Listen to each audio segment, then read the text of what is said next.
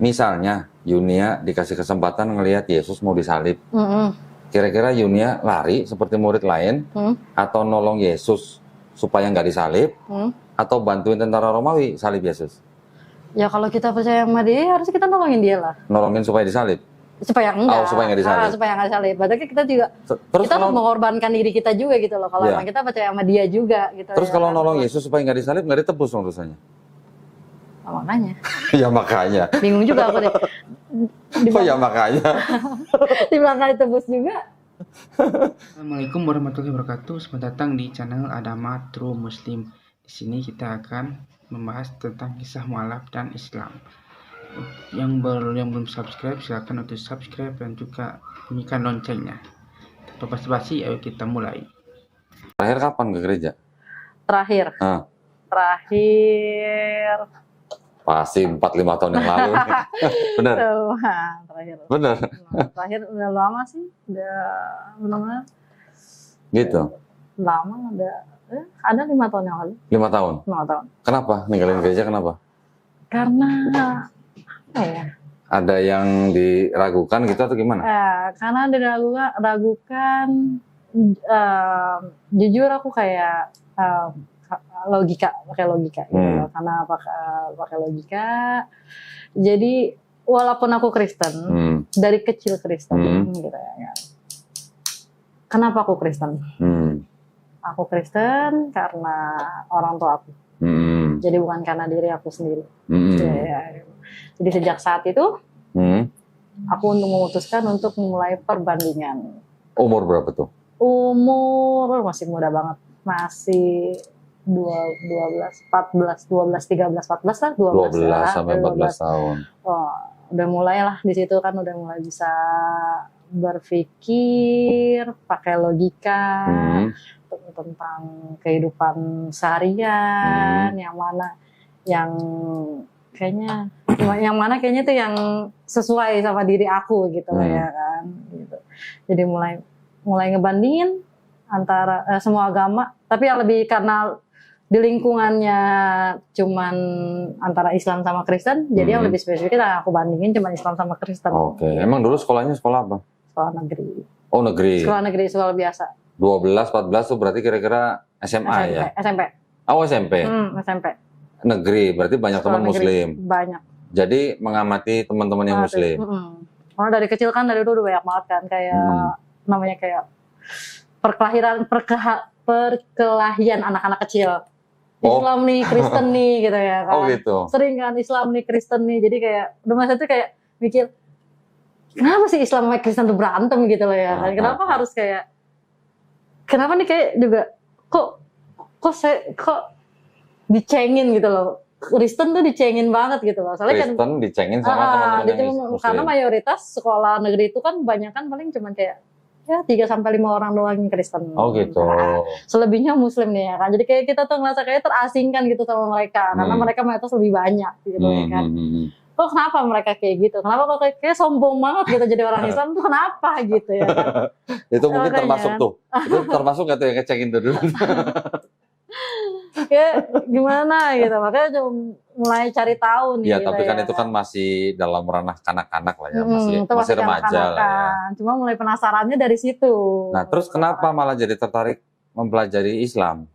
Karena sekarang udah mulai dewasa gitu ya. Kamu menurut aku tuh kayak di Islam itu setiap apa yang aku alami itu ada jawabannya di dia. Di Islam? Di Islam. Tunggu sebentar.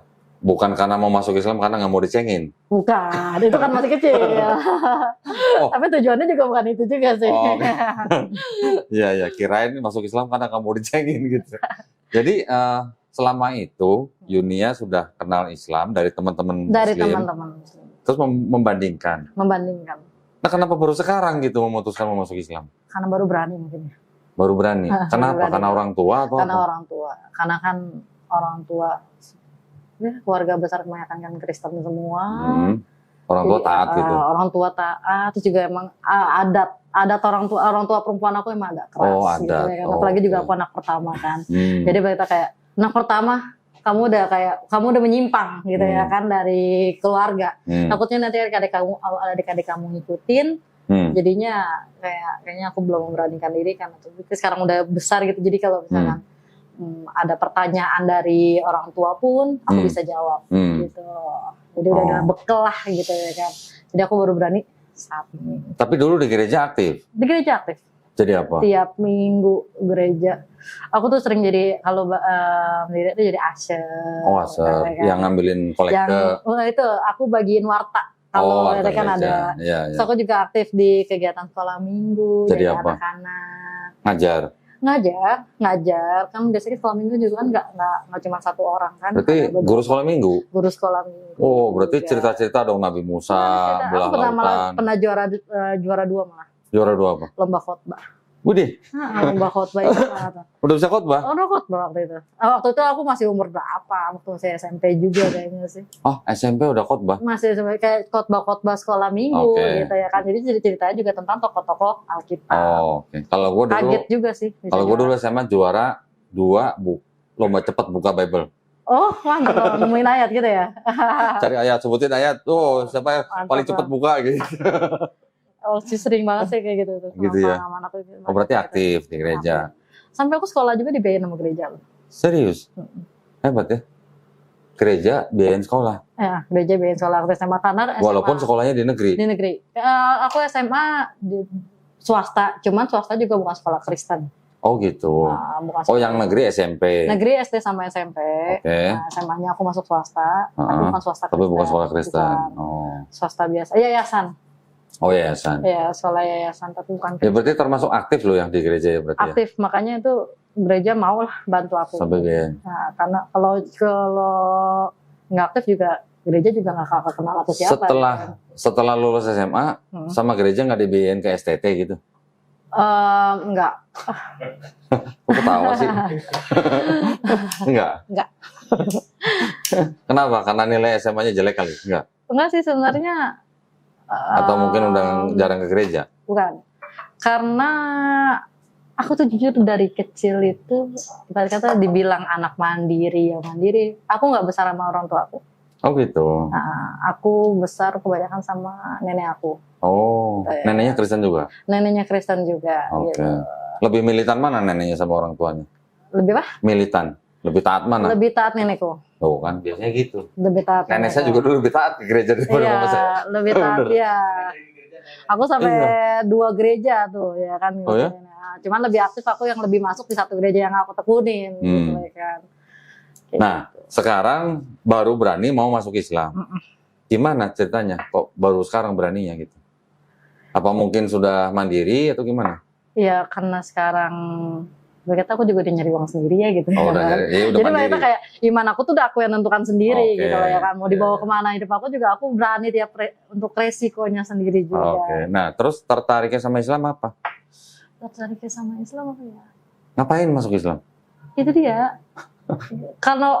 Kalau dari perbandingannya gitu, lebih masuk akal tuh di agama Islam. Okay. Lebih masuk akal di agama Islam. Jadi yang banyak hal yang nggak aku pelajarin di Kristen gitu ya kan. Aku baru tahu juga semenjak ini. Oh iya juga gitu loh ternyata. Gitu. Contohnya bisa kasih contoh nggak kira-kira apa? Contohnya apa ya?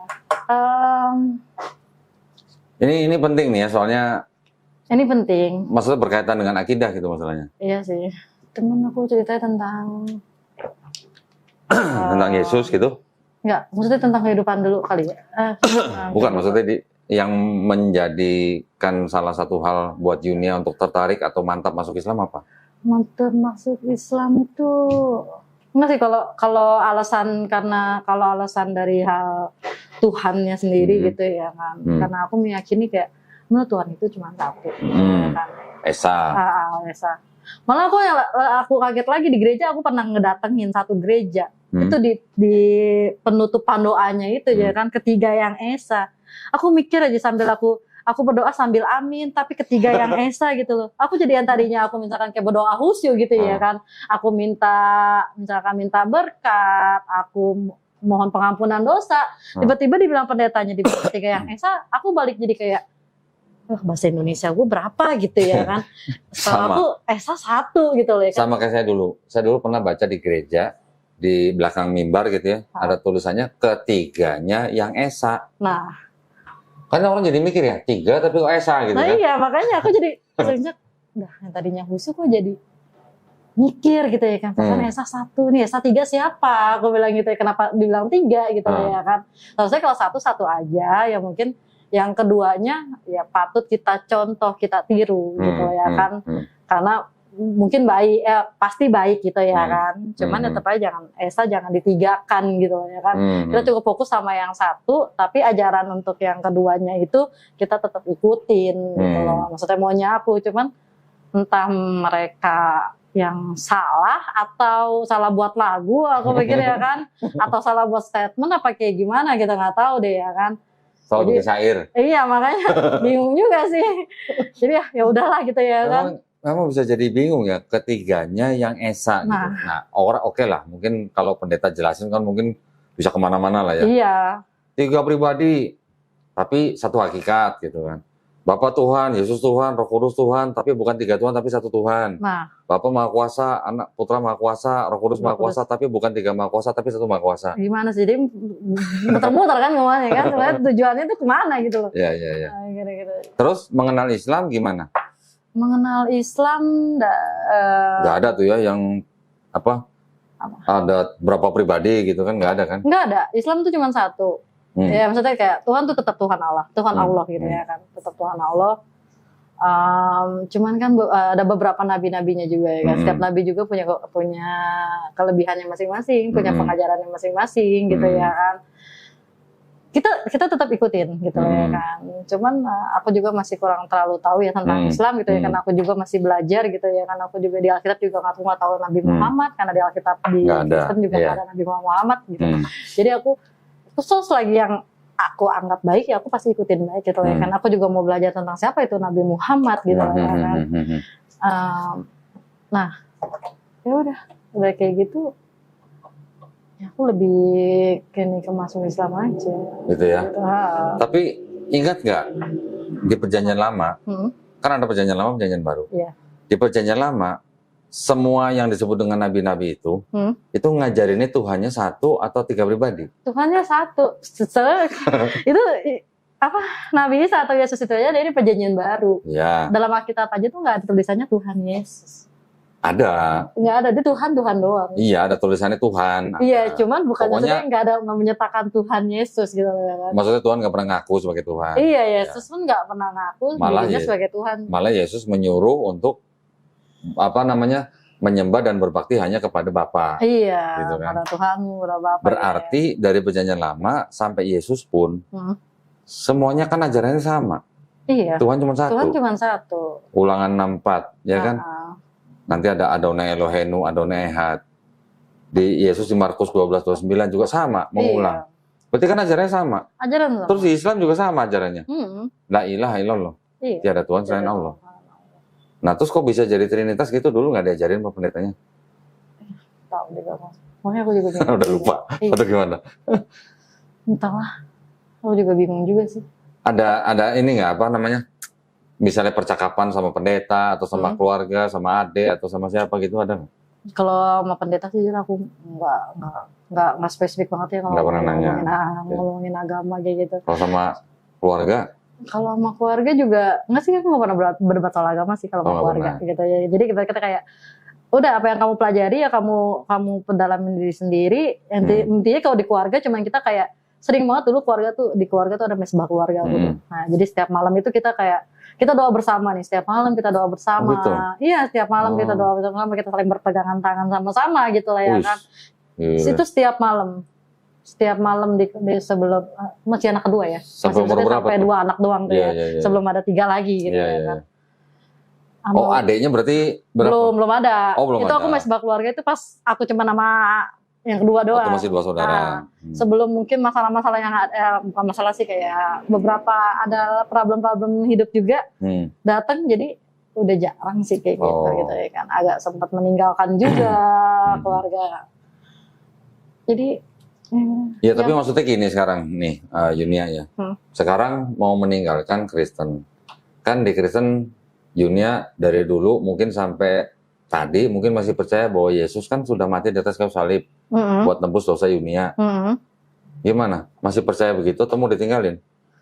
Atau ada yang mau ditanyain? Enggak sih, kalau untuk itu aku nggak terlalu, maksudnya kalau yang nggak terlalu berhubungan banget sama kehidupan saat ini gitu loh. Aku nggak kurang mendalami. Berarti udah nggak percaya kalau Yesus mati di atas kayu salib buat tebus dosa dunia?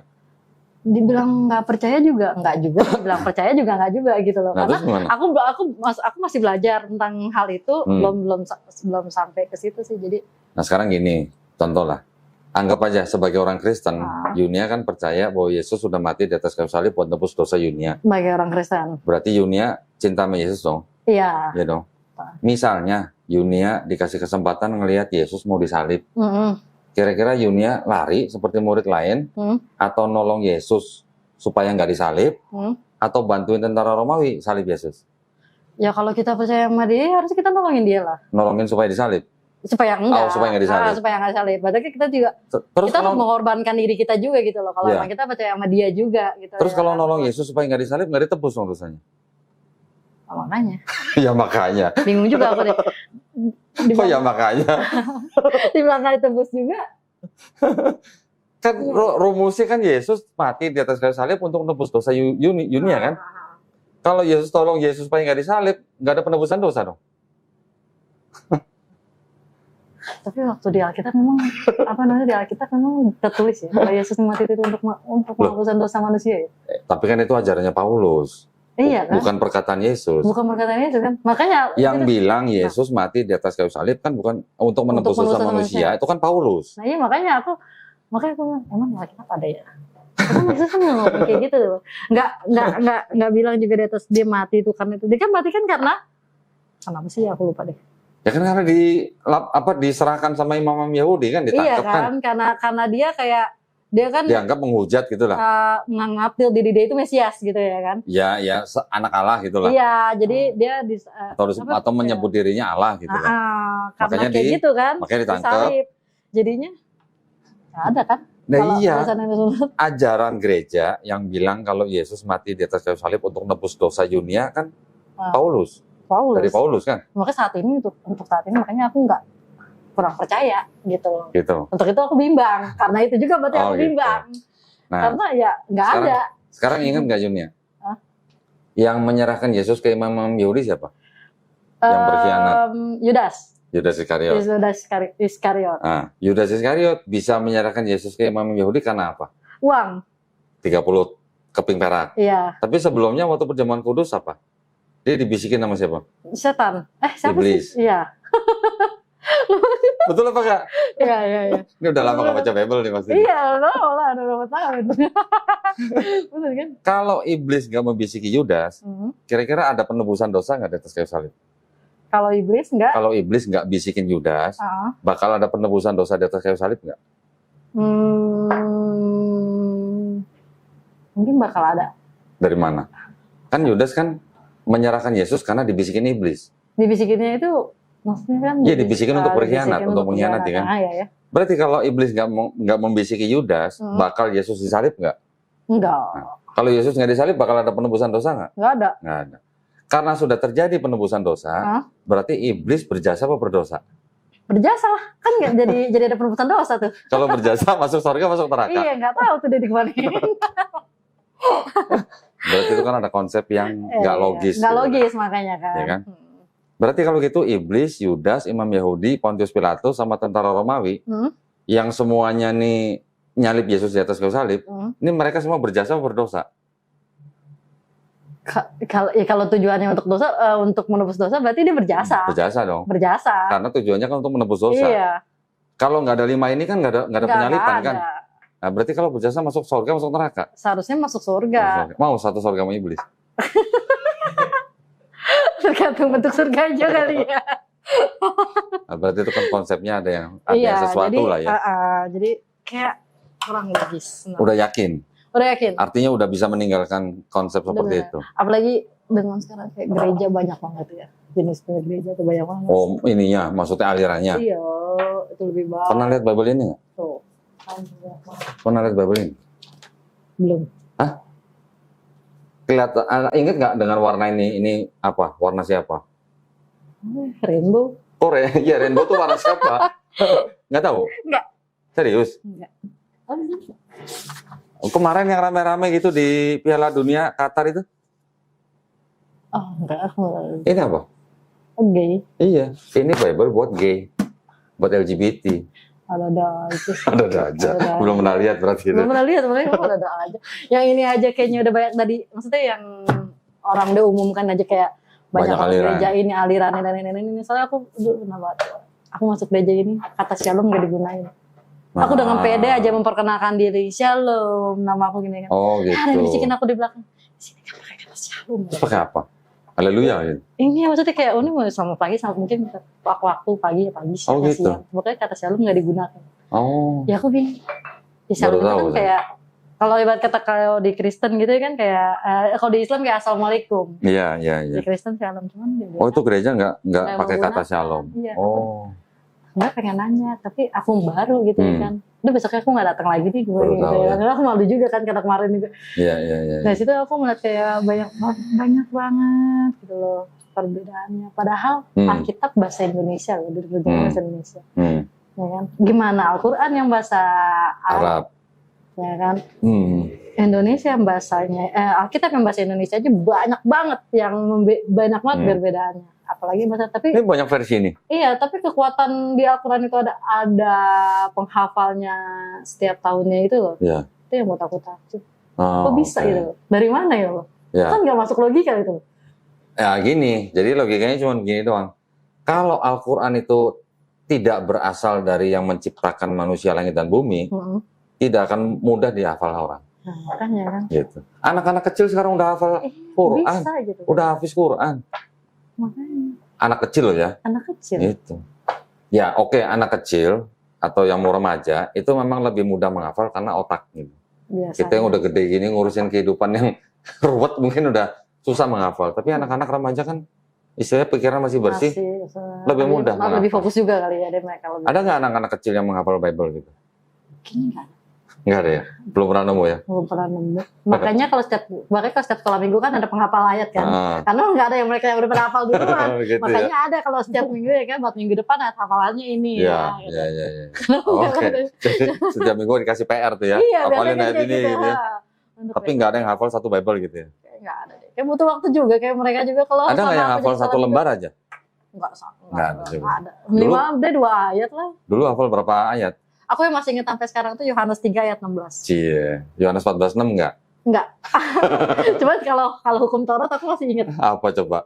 Pertama, 10 perintah maksudnya? Iya, hukum Taurat ya kan. Apa coba? Pertama tuh jangan ada padamu Allah lain di hadapanmu. Ya. Coba kalau itu diterjemahkan ke bahasa Arab. Bahasa Arabnya apa? Aku nggak tahu. La ilaha illallah. Coba.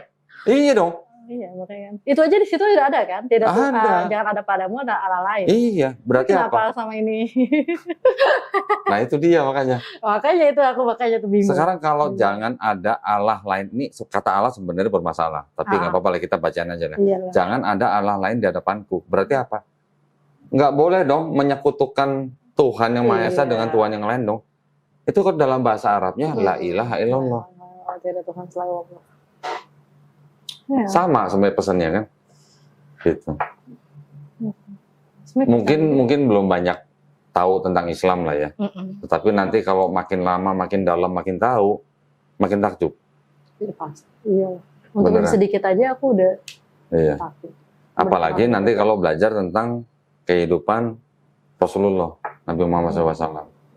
Apa yang dilakukan? Memang banyak inilah ya tudingan-tudingan. Tapi yang menuding itu biasanya orang yang tidak tahu, nggak tahu apa, nggak tahu bahasa Arab, nggak tahu konteks, nggak tahu sejarah, nggak tahu latar belakang. Biasanya begitu. Nah, indah Islam tuh. Kira-kira indahnya apa?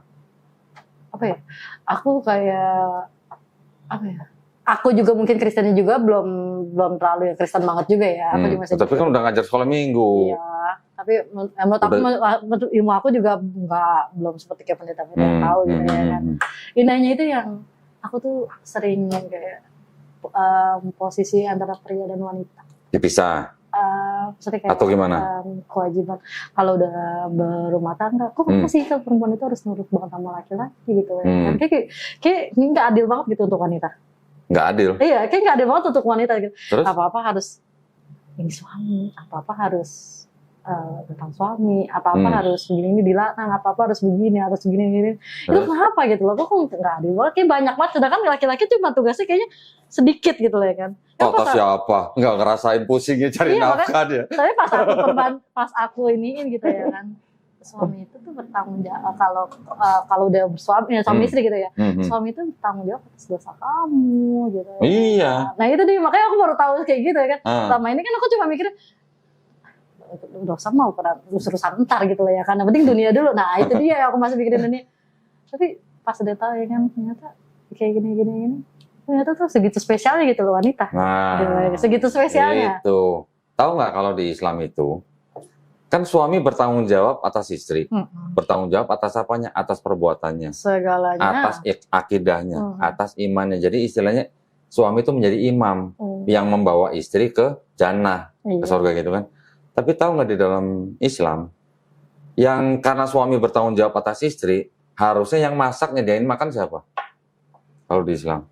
Seharusnya suami. Iya. Mencuci baju juga kayaknya aku pernah baca artikel, kayaknya harusnya suami deh. Jadi kalau si istri yang masak, berarti istri itu sedang memberikan sedekah kepada suaminya, sedang memberikan sedekah gitu, dengan memasak.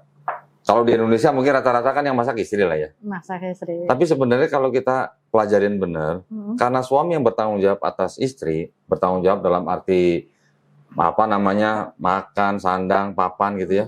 Berarti suami harusnya masak sebagai ngasih makan harusnya.